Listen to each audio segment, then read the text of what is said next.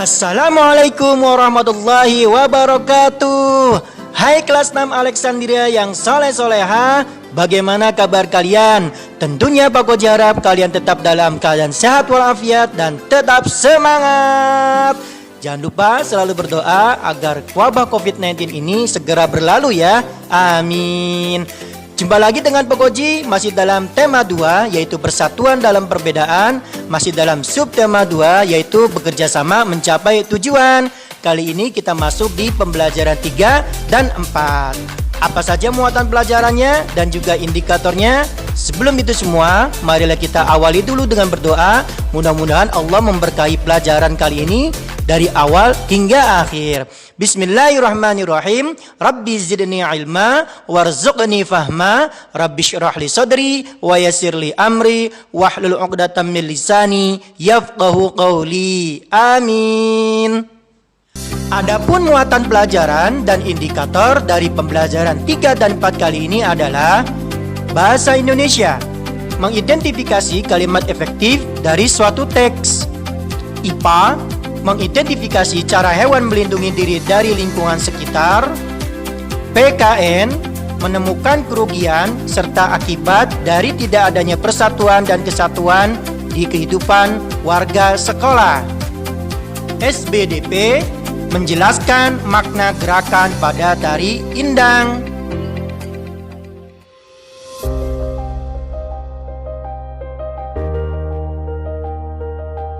Dalam setiap perjuangan mempertahankan kemerdekaan, selalu ada tokoh sejarah yang berperan penting. Setiap tokoh sejarah yang berperan itu pasti memiliki sisi kehidupan yang dapat dijadikan inspirasi. Salah satu tokoh yang mempunyai peran besar dalam perjuangan mempertahankan kemerdekaan Indonesia adalah Panglima Sudirman. Kalian sudah belajar sebelumnya di muatan bahasa Indonesia tentang kalimat efektif, yaitu di pembelajaran 1 dan pembelajaran 2, subtema 2, tema 2. Bukalah kembali tentang materi kalimat efektif, lalu bacalah cerita tentang salah satu sisi kehidupan Panglima Sudirman di halaman 91 hingga 92 di buku tematik 6B. Lalu jawablah beberapa pertanyaan dengan menggunakan kalimat efektif yang sudah kalian pelajari sebelumnya. Dari teks yang kalian baca tentang kehidupan Panglima Sudirman, jawablah pertanyaan berikut dari teks yang kalian baca tadi dengan menggunakan kalimat efektif. Tentu kalian masih ingat materi tentang kalimat efektif di pembelajaran sebelumnya. Berikut contoh jawaban dari nomor 1 dan selanjutnya kalian kerjakan dengan menggunakan kalimat efektif seperti pada contoh. Nomor 1. Pertempuran apa saja yang dipimpin oleh Jenderal Sudirman? Pertempuran yang pernah dipimpin oleh Jenderal Sudirman adalah Pertempuran Ambarawa dan Agresi Militer II Belanda. Jawaban tersebut menggunakan kalimat efektif karena biasanya kata pertempuran ditulis 2 kali karena ada 2 pertempuran. Tapi karena diharuskan menggunakan kalimat efektif, maka kata pertempuran dicukupkan dituliskan hanya 1 kali. Hal ini sesuai dengan ciri kalimat efektif yaitu kesepadanan struktur. Lanjutkan soal jawaban 2, 3, dan 4 dengan menggunakan kalimat efektif.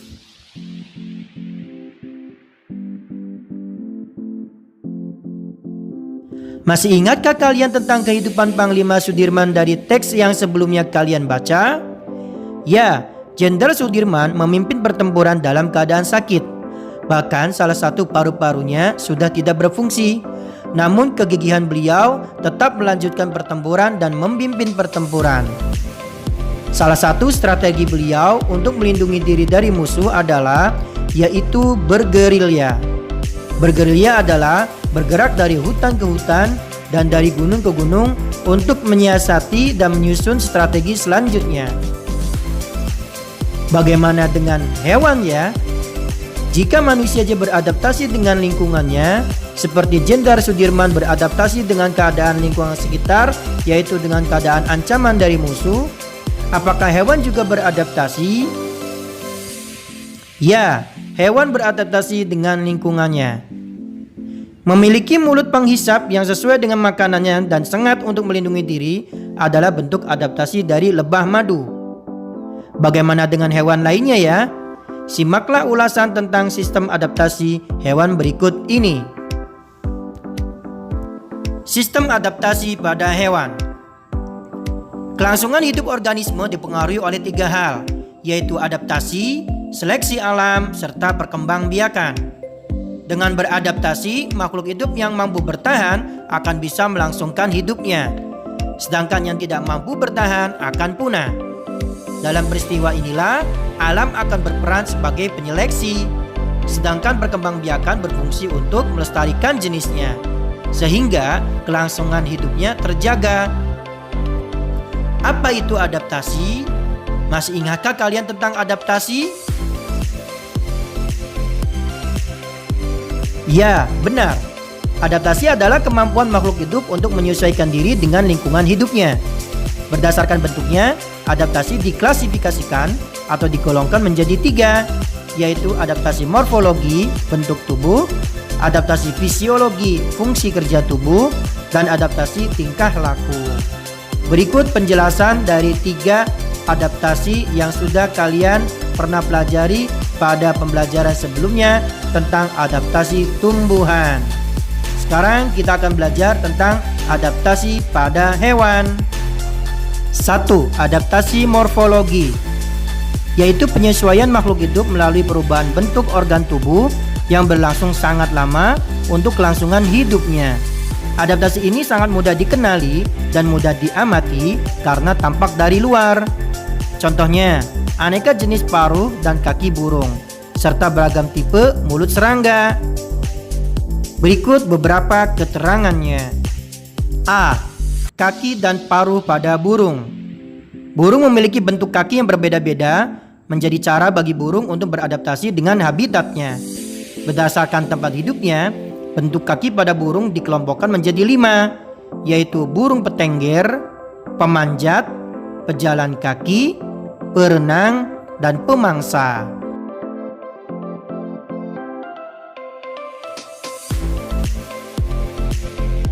Seperti yang kalian sudah pelajari sebelumnya, yaitu pada pembelajaran 1 dan 2, bentuk kaki yang berbeda-beda pada burung disesuaikan dengan jenis makanannya dan tempat hidupnya. Hal tersebut termasuk adaptasi morfologi. Selain bentuk kaki, adaptasi burung juga terjadi pada paruh yang menunjukkan jenis makanannya. Di pembelajaran sebelumnya, kalian sudah mempelajari beberapa jenis paruh, yaitu paruh pendek dan kokoh, tajam kuat dan runcing, dan agak membengkok, panjang dan runcing,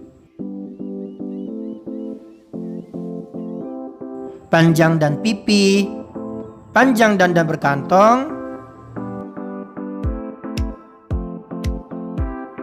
kokoh, runcing, dan panjang, panjang, runcing, dan melengkung. B. Bentuk mulut pada serangga. Serangga memiliki cara tersendiri untuk memperoleh makanannya.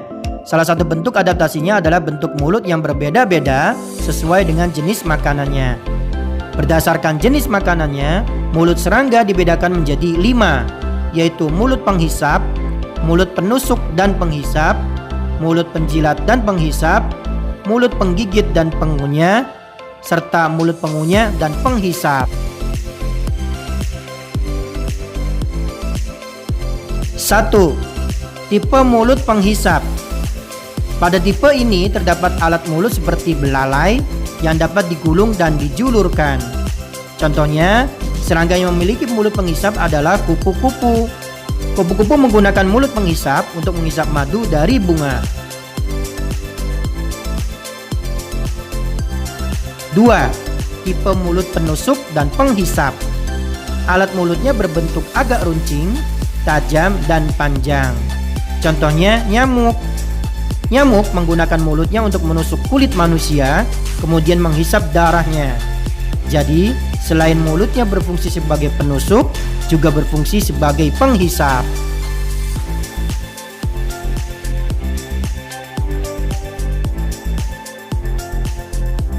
3. tipe mulut penjilat dan penghisap.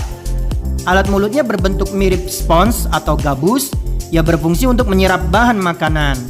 Contoh serangga yang memiliki mulut penjilat dan penghisap adalah lalat.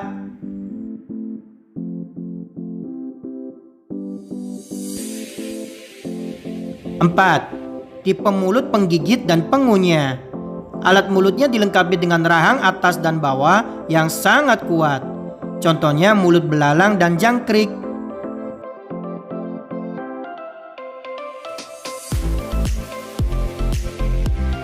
Dan terakhir, 5. Tipe mulut pengunyah dan penghisap. Pada tipe ini memiliki salah satu alat mulut yang menyerupai lidah yang panjang dan berguna untuk menghisap makanan berupa nektar dari bunga. Contohnya lebah.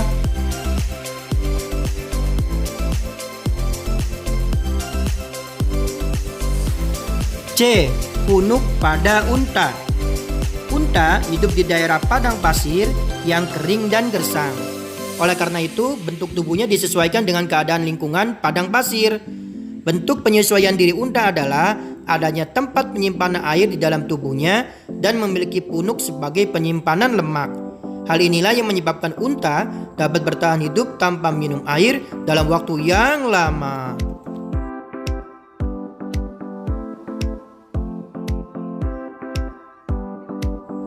D. Bentuk gigi hewan karnivora. Gigi hewan karnivora atau pemakan daging beradaptasi menjadi 4 gigi taring besar dan runcing untuk menangkap mangsanya, serta gigi geraham dengan ujung pemotong yang tajam untuk mencabik-cabik mangsanya.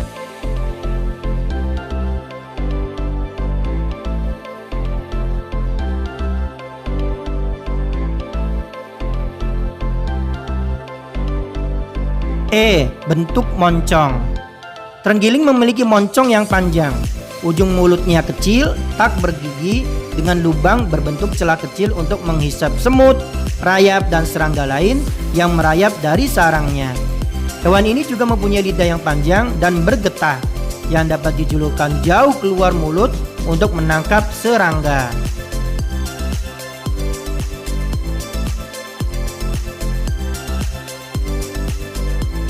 F. Bentuk telinga. Kelinci gurun mempunyai telinga yang besar untuk mendinginkan tubuhnya. Pada saat darah kelinci tersebut mengalir melewati telinga, maka darah akan melepaskan panas ke sekelilingnya.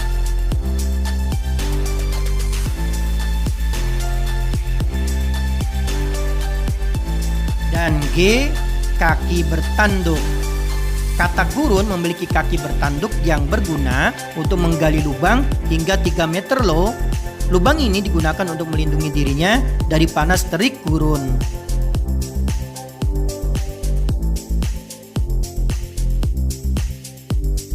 Selanjutnya yang kedua adalah adaptasi fisiologi, yaitu cara penyesuaian diri fungsi alat tubuh atau kerja alat-alat tubuh terhadap lingkungannya.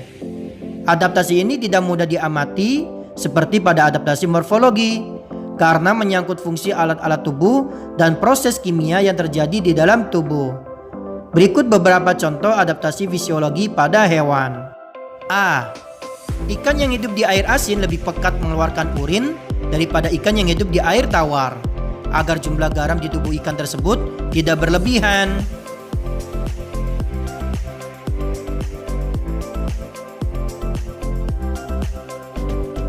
B. Adanya enzim selulase pada saluran pencernaan untuk memudahkan mencerna makanan seperti rumput-rumputan dan kayu. Contohnya adalah sapi, kambing, dan kerbau. Pemakan kayu lainnya yaitu rayap dan sejenis moluska juga yang biasa hidup pada kayu.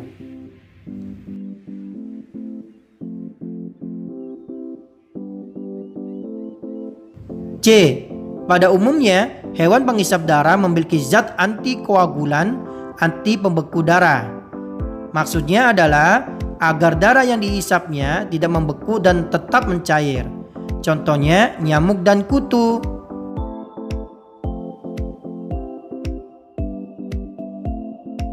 Dan terakhir, D. Musang dapat mensekresikan bau busuk dengan cara menyemprotkan cairan melalui sisi lubang dubur yang berfungsi untuk menghindarkan diri dari musuhnya.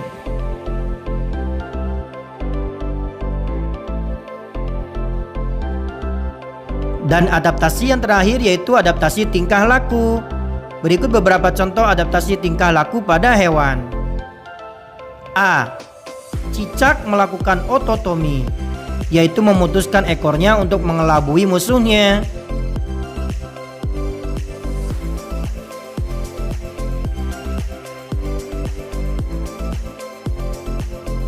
B. Bila merasa terancam, bunglon mengubah warna tubuhnya sesuai dengan lingkungannya, atau disebut juga kamuflase, agar lebih mudah mendapatkan mangsanya.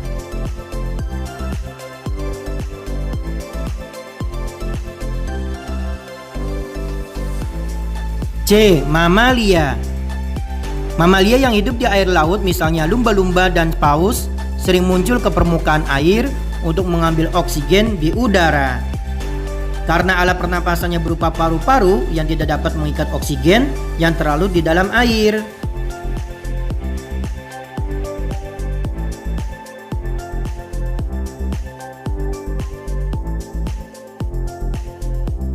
D.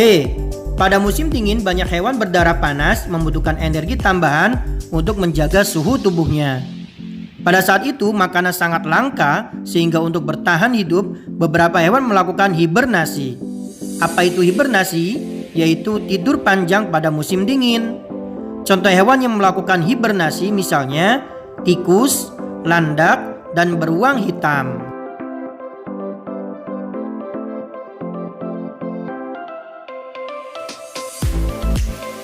E. Hewan yang hidup di daerah gurun yang sangat panas pada musim kemarau akan melakukan estivasi. Apa itu? Yaitu tidur panjang pada musim kemarau supaya dapat bertahan hidup di daerah gurun. Misalnya pada kadal, katak, dan keong.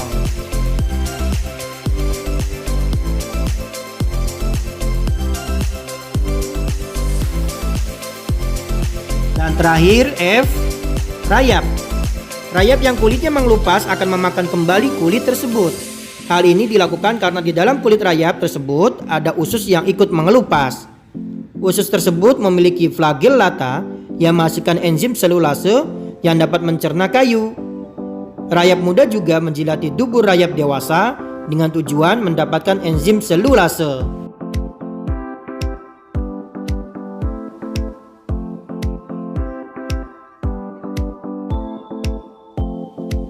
Dari penjelasan tentang adaptasi hewan, buatlah kesimpulan yang singkat dengan bahasamu sendiri pada kolom berikut ini. Selanjutnya, identifikasilah sistem adaptasi pada hewan dari penjelasan yang sudah kalian pahami tadi. Lalu tulislah pada kolom berikut ini. Berikut diberikan satu contoh tentang adaptasi salah satu hewan yaitu ayam. Ayam salah satu bentuk morfologi. Selanjutnya nomor 2, 3, dan 4 serta terakhir 5. Silakan kalian lanjutkan dengan hewan yang kalian sudah pahami adaptasinya.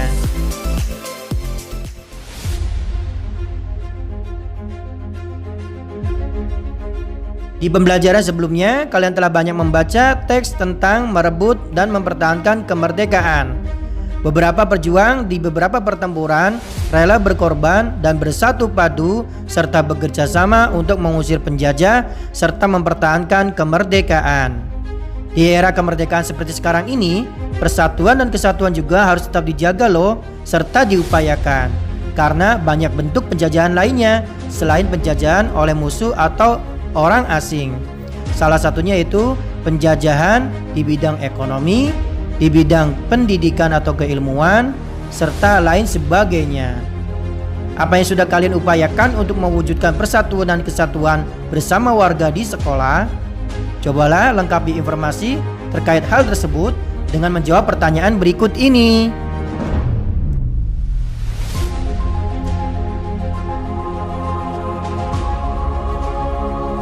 Berikut akan diberikan contoh jawaban untuk nomor 1. 1. Kegiatan apa saja yang kamu lakukan dengan kerjasama? Piket kelas, menyiram tanaman, dan merapikan buku perpustakaan kelas.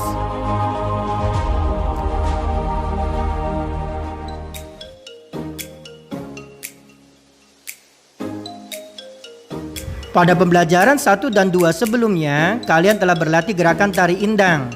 Apakah sudah ada kemajuan dalam gerakan kalian? Mulailah perhatikan pola lantainya dan cobalah menerapkannya. Apakah kalian tahu makna dari tari indang yang sedang kalian praktikkan? Ya, tari indang menyimpan makna yang sangat dalam soal kebesaran Islam dan Allah Subhanahu wa Ta'ala. Dalam gerakannya serta nyanyiannya, unsur-unsur nada dan iramanya yang bersifat pujian dimasukkan ke dalam tarian ini. Secara umum jika diikuti dari awal sampai akhir, lalu dibedah, isi tarian ini adalah kisah kedatangan awal agama Islam di Minangkabau yang banyak membentuk corak budaya di daerah ini hingga sekarang. Akan tetapi, bahkan bagi yang bukan muslim atau non-muslim atau juga orang luar Sumatera Barat, tarian ini tetap dianggap sebagai salah satu tarian khas Sumatera Barat yang dinamis, unik, dan sangat berkesan. Selain itu, tarian indang sendiri sebenarnya merupakan satu bentuk dokumentasi sejarah dan budaya karena merekam kisah awal masuknya Islam ke Sumatera Barat. Apa saja yang sudah kalian pelajari dan pahami dari pembelajaran 3 dan 4 kali ini? Baik, untuk memudahkan ingatan kalian, simaklah rangkuman berikut ini. Pada hari ini, kalian telah mempelajari hal-hal berikut. 1. Dalam setiap perjuangan mempertahankan kemerdekaan, selalu ada tokoh sejarah yang berperan penting.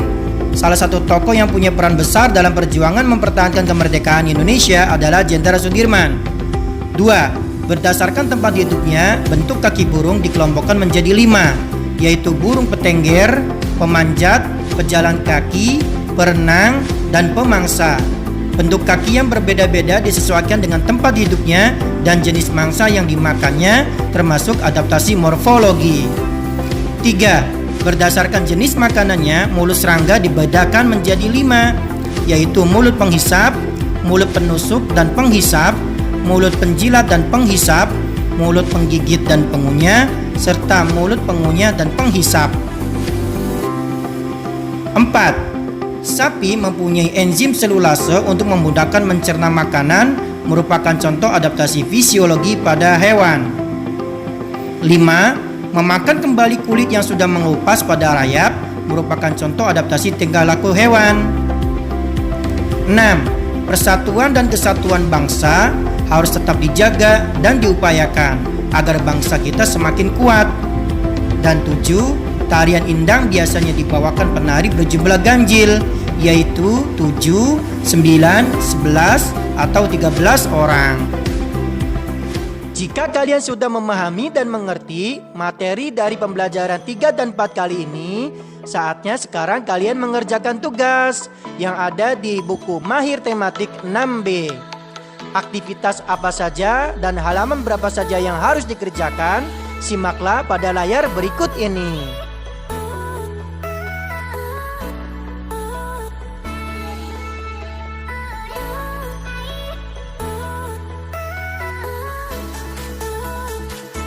Selesai sudah pembelajaran 3 dan 4 kali ini, mari kita ucapkan bersama hamdalah, alhamdulillahirabbil alamin. Semoga bermanfaat. Jangan lupa nantikan pembelajaran selanjutnya, yaitu pembelajaran 5 dan 6. Muatan apa saja dan indikatornya apa saja di pembelajaran 5 dan 6, simaklah pada layar berikut ini.